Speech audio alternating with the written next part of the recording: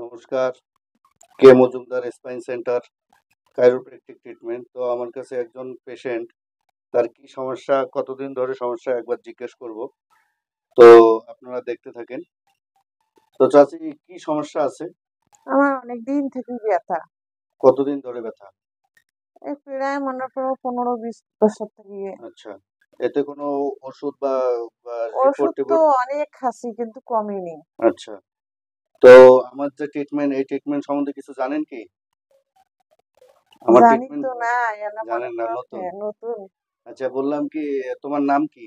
রোশনারা বিবি, বাড়ি কোথায়? শিবপুর। কি সমস্যা আছে, কোন জায়গায় ব্যথা বেশি হয়?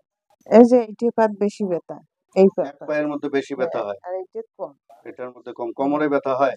কোমরে ব্যথা, তারপরে ঘাড়ে ব্যথা, এগুলি এই যে এটা থেকে এই সমস্ত শরীরে ব্যথা।